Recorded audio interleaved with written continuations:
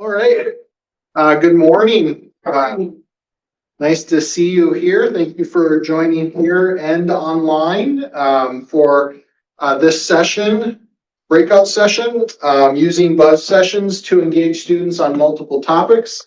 My name is Jamie Stegg. I'm a pharmacist and assistant professor of practice at the School of Pharmacy here at NDSU. With today's theme of our teaching and learning conference of being active learning, we'll try to incorporate some of that today. So I encourage people to interrupt with questions at any point in time. We'll hopefully have a few opportunities, if I don't talk too much, to do some think, pair sharing here, and also I use some VBox polling online to get some insight from you all.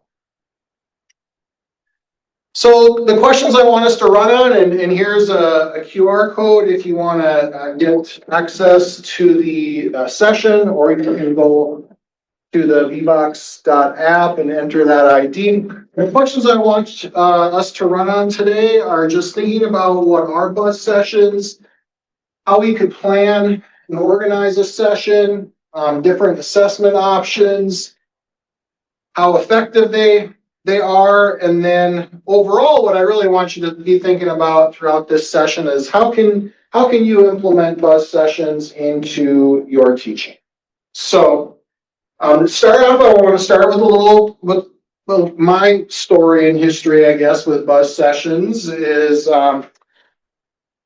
when you think of a pharmacist, what comes to mind? Drugs. How about where is that pharmacist located? Well, what comes to your mind with that? The grocery store. The grocery store. So a community pharmacy, yeah? Hospital pharmacy. Those are probably 95% of the answers you'll get are those two things. One of the things I love about pharmacy is there's hundreds of different career options for pharmacists, hundreds of different practice settings. But those two answers that you provided, those first two answers, are what a lot of our first year pharmacy students think when they're thinking of pharmacy when they get here. And so I coordinate our introduction to pharmacy course for our first year professional pharmacy students. And one of the things that we do is we try to introduce them to some of the many practice options for pharmacists. And a little over 5 years ago, when I started coordinating the course and inherited some of this content in this session, we had pharmacists we'd bring in a handful of pharmacists. They would provide a few PowerPoint slides. They'd go in front of our class of 60 students, talk for a few minutes, maybe get one or two questions from the same one or two students that always ask questions. And we'd run out of time at the end, so a couple of pharmacists would get rushed, and that was it. It kind of, as someone myself who is excited about the profession and really wants students to see all the different options that are available to them, it was a little bit of a bummer for me. And so I was trying to think about how I could make this content more engaging and get these students more engaged with our pharmacists who are providing their time to participate. And that led me to buzz sessions. And so what is a buzz session? Well, a buzz session consists of breaking down your class, your audience, into small groups to discuss specific issues. The groups work in these smaller groups, they work simultaneously in the same room. So all of the conversation that's occurring creates a buzz in the room, hence buzz session. So it's a good way to quickly introduce or to summarize potentially a lot of different content. And so my idea for this came from conferences that I attended. So all the different types of hot topic discussions you might see at a conference or roundtable discussions, and really trying to bring that into the classroom. So again, that's how I applied the buzz session concept to this practicing pharmacists introducing their practice settings to our first-year pharmacy students. I sometimes refer to it as speed dating career paths for our students. And so we break them up into groups. They get paired with pharmacists. The pharmacists provide a quick elevator speech, and then we really want the students the majority of the time with our panelists to be focused on Q&A. So we want that engagement between the students and our panelists. We do this the second week of fall semester. So right after they get started, and we do it right before our annual College of Health and Human Sciences career fair. So that also gives the students a little bit of a taste and helps them when they head off to the career fair and talk to pharmacists in some of these settings. So how do you plan a buzz session? Well, first thing you need to do is you need to identify your topics for each table and your theme for the event. You need to think about who's going to be the moderators at your tables. Think about the materials you're going to have the students view prior to the buzz session, any materials that you might want for use during, and then assessment as well. Buzz sessions could be a great way to utilize the flipped classroom setting as well. Have students do pre-work prior to the buzz sessions. You can also have your students potentially be the moderators for peer teaching, where you have them prepare a material and be a moderator at a table where their classmates then rotate between these tables. So using those, thinking about those items, how I applied it to my teaching and our pharmacist panel is our students had pre-work where they had to complete an online career pathways assessment. They also then reviewed a quick practice overview from each of our panelists or moderators. I do ask my moderators to do some pre-work as well, and that they do need to complete a 1 to 2 page profile basically on their practice setting where they're sharing some of their experiences. I provide all of them with a template, so it's in a similar format. So as the students look at all of the different ones, they have a similar format. And then I also ask my pharmacists to provide 2 to 3 seed questions, and I create a handout for the students for use during the class, where if they're not sure where to, what's the first question that should be asked, this kind of helps break that ice for them. And then once the ice breaks, usually then once the buzz gets started, it keeps going throughout the course. My work is obviously coordination. It takes a lot of coordination to set this up, but that's similar to prep work if I was trying to teach it. And then also I have a reflection assessment for them as well that I prepare prior to the session. Let's take a couple minutes here. Think for yourself. Think about your teaching and what topic or subject you might be able to use buzz sessions with. And think about who you might use for your moderators. Take a minute or two to think for yourself. Talk to your partner. Those on Zoom will just do a think share, not a think pair share. And when you're willing to share, if you want to enter your thoughts in our VBox poll, we'll do that here. While you're thinking about this, I'll also share that in the Zoom materials for this session, I do have some of the handouts that I use in the course and the reflection assignment, as well as a worksheet for all of you to try and help think of or help you informing your bus session. So I see infection connection with student moderators. Anyone in the room want to share what you're thinking of possible topics and moderators? Well, I already do a similar thing. I call it infection connection because I teach microbiology. And they give a list of things that they do that they have to fill in during class. It's an in-class thing. The problem is that there's various amount of effort that's put into it because it's just an in-class activity. So you get some groups that really take away a lot, and you get groups that don't take away as much, or miss the connection to the class in their answers. So having a pre-moderator set up, I could see would help steer that into a little better direction, and then rotating who that moderator is as we do different things within that group would be useful, because I've been trying to think about how to get a little better reflection on some of the stuff that comes out of the students.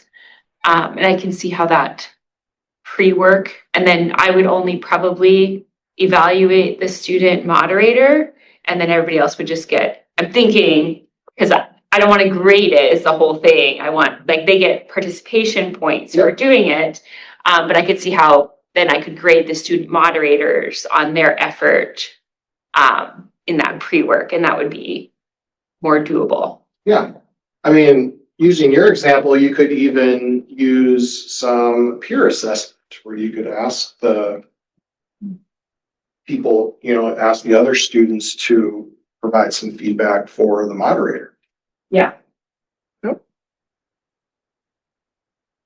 Okay, thank you for sharing. I appreciate that. So talked a little bit about the planning. Let's talk a little bit about the organization of the buzz session. So you got to work with the space that you have available. So you need to think about where you're going to have your groups, your moderators placed in the classroom. Think about how you're going to break your students out into groups. Are you going to allow those to form organically, or are you going to assign the students to groups? Again, I have found it very helpful to have seed questions prepared, to start that discussion. And so, again, you need to look at the number of students that you're going to have in a group, the time available per session, and your classroom setup. And all of this is going to vary depending upon your resources and the size of your class. So how do I organize my buzz session? I break out into 5 areas where I have my moderators. So there's 5 different sessions going on, 5 different groups. I have 2 moderators per table. And in a class of 50 to 60 students, that means I end up having about 10 to 12 students per group. This is a little bit on the large side. We've talked about breaking it out into smaller groups and having 1 moderator per group. We haven't done that yet because my moderators aren't all instructors and might not be as used to facilitating discussion in the classroom. So what I do is I pair 2 pharmacists together. They've usually got some similarities in their practices, but differences as well, so that they're able to use each other and compare and contrast a little bit with the students. That's sometimes helpful. And then that's kind of what our groups look like, which is on the screen. We're very fortunate to have the class held in one of our interactive classrooms over in AG Hill here at NDSU. So we've got chairs and tables that are very easy to move around and make things work for the students. So that's how I have my sessions organized. Again, I think In a perfect world, it would be nice to be able to have smaller groups. But the other, again, this is factoring in all of these resources though and considerations and trying to come up with what's going to work best in the environment that we have. The other thing we need to think about is time. And so how do I structure my time? This is a 3-credit class that meets on Tuesdays and Thursdays. So we have 75 minutes of classroom time. I break my sessions down into 10-minute buzz sessions. So each session is 10 minutes. The structure that typically is that I tell my panelists that I want them to spend the first few minutes giving a quick elevator speech. And then again, we want to focus that last 5 or 6 minutes on pure Q&A.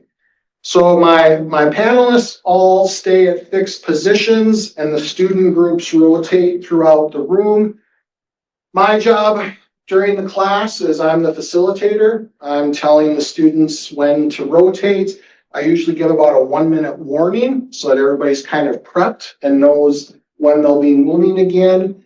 And then I also like to float around the room because I like to listen to all my panelists share their stories. And sometimes I'll plant a seed question.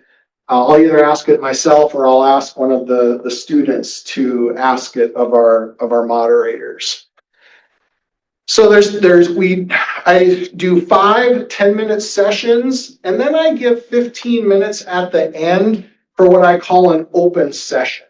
So this is where students can go back and go back to the groups that they want to ask questions to. And they're free to roam throughout the session. So they're not locked into choosing one table they're going to go back to for 10 minutes. They can spend 2 minutes at this table, go and spend 2 minutes at another table and that. And we really see the conversations can really get more in depth during the open buzz session. And then of course there's a few minutes at the start of class and the end of class to wrap things up. This is what one of our open sessions look like. This is one of my pairs of moderators that have been doing this for a while, and they're pretty engaging, so they get a number of students coming back with questions. But that is, again, and I kind of already talked about what each 10-minute session looks like. So thinking about this, there are considerations, right? It's not always easy to do these types of activities. So what are some barriers that you might see in trying to accomplish this in your classroom, and how could you potentially address them? This is also an opportunity to maybe look at how this might look in an online class, either online or asynchronous and that. So give a minute or two to think about what some barriers could be and how you can go about addressing them, whether that's the time you have available, the size of the course, also what this might look like in an online classroom setting. TA help, that's good. If you have learning assistants in your class, they could be good moderators as well, potentially, if you're using this structure. Keeping groups on track, things tend to derail if one group finishes before. That can be a little bit of a challenge. I can definitely see that. Having the timed and the rotations can help a little bit with that. The other thing is that I could think of regarding that is those seed questions or having some of those discussion guides. Those can sometimes be helpful as well to keeping things on track, and having your moderators developed. That is can also help with if things get on track, and it will take some time. Again, this could be something that you use at either to introduce content, or I could see you using it to have a summary day. for at the end of a module or block of content. And that could fit well with your peer teaching setup and things like that.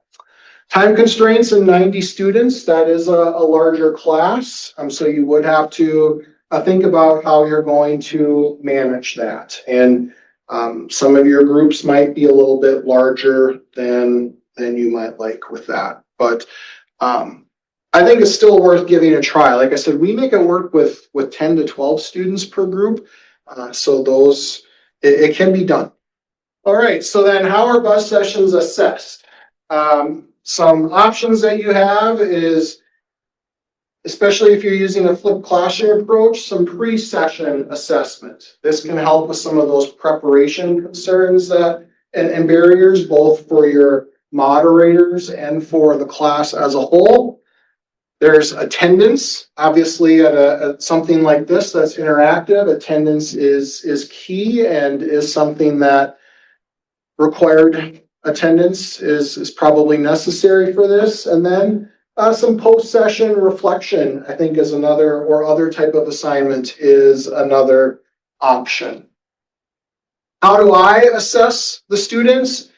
So pre-session, I do have them do some work. Obviously, they've got these practice overviews to look at. I also have them complete a survey before the session on both their understanding and their interest in each of the practice settings that is presented that day. So they have to complete that before class. They do get attendance then for attending class. And then afterwards, we repeat the survey. So I want to get some pre-post information myself on their understanding and interest in the different practice settings. And then I have them complete a short reflection that looks at everything that they've done. In addition, pre-session, they have to complete, I think I shared that earlier, they have to complete that online career assessment pathway and that. And so they're able to reflect on all of these things. So I asked them to share what has been, which career path was most interesting to them, which one did they find the most challenging, how this experience impacted their thoughts on what they might want to do. And this is the second week of their first year of the professional program, so I'm not expecting them to have their career path defined at this point, and that's one of the things that I also share with them at the start of the buzz sessions. But what it really gets them thinking about is the options, that there are lots of options available, and a lot of them are like, I'm going to keep an open mind now as I go through my coursework and learn more. With the reflection, how do you grade that based on quality or just turned in?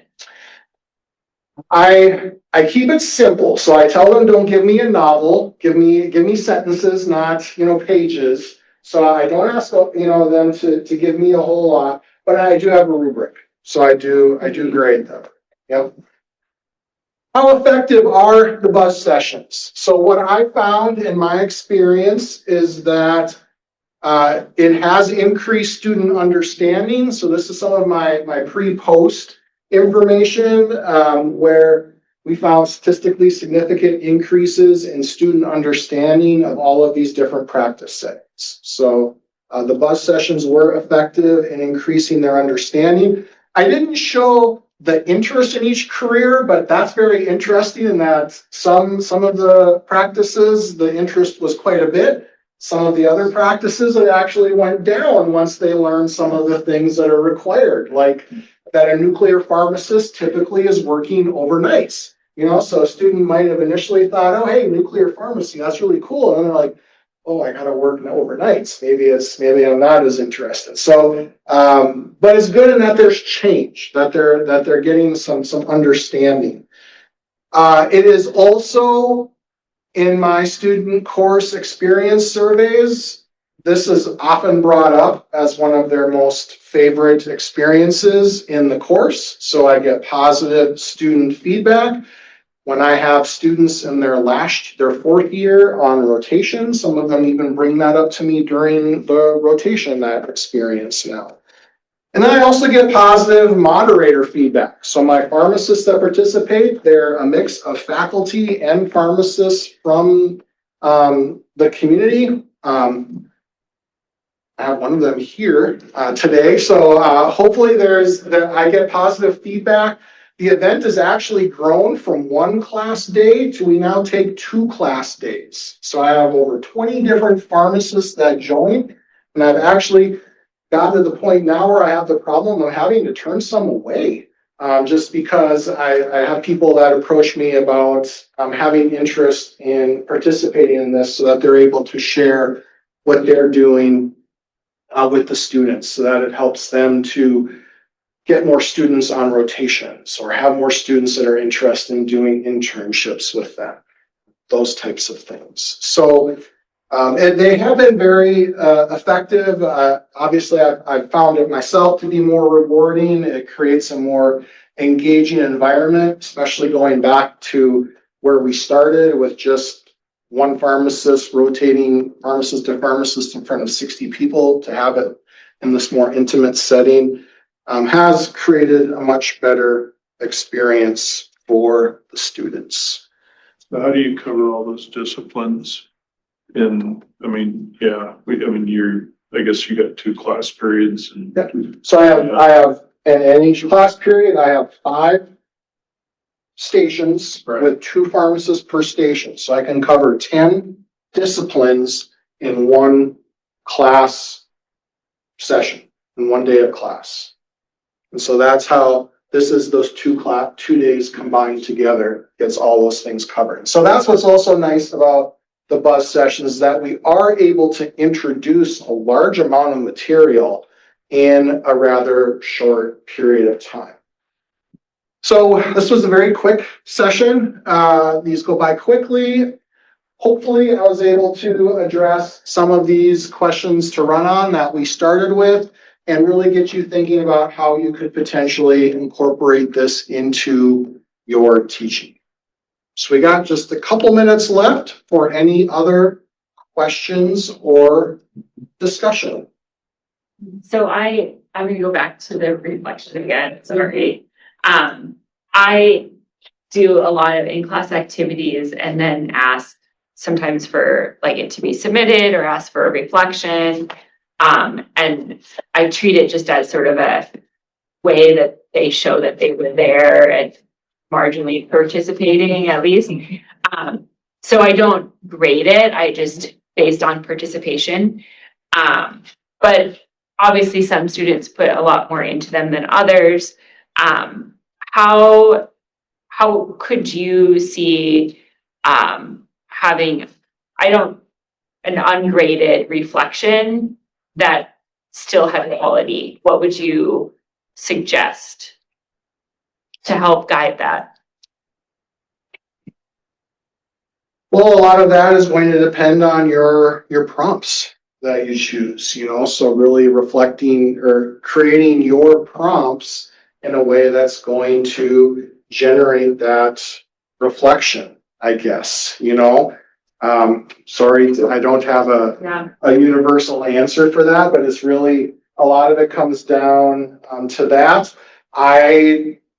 My reflection asks them to think about the experience. So they're thinking about that experience just as much as the content itself. So that's part of it.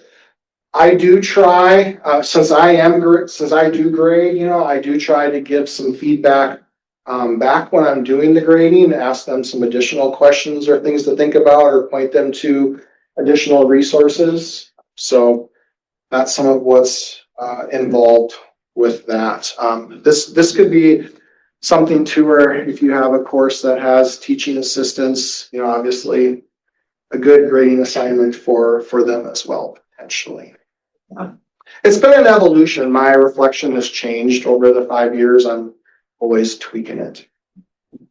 I have a quick question about VVOX. Tell me about why you like Vivox better than, say, Poll Everywhere or something else? Well, this is the new platform we're moving to at NDSU. So as you can see, I was fumbling around with it. I'm still learning it myself, You can but embed it into your PowerPoints. I know I can. I haven't done that yet, obviously. So when you go to content market or whatever on Blackboard, you can do the Yeah. interface? No, you go to PowerPoint and you have to be in PowerPoint desktop. And if you go to PowerPoint desktop, you can add the Vivox add-on. And then Through NDSU? well, that's that way at UND, so I'm assuming it's that way at NDSU. Oh. And then once it's added in, then you just go and log in with your user ID and add slides to add the questions into your PowerPoints. Yeah, So it's sort of like point solutions that for. it is. It's got a few, Yeah. it's a little It's a bit little bit- more it's got more features, a little more. Oh, okay, so there, I suppose we have a training. Yeah, it's a pilot this semester at NDSU. I was one of the OTL's pilots. That's why I have access. I'm not sure if everyone has access yet, but I know by fall it will be, and they've had a couple of because we're transitioning away from point solutions to Vivox for fall Okay, great. 26. You have to make sure that the computer that you're using it has the application.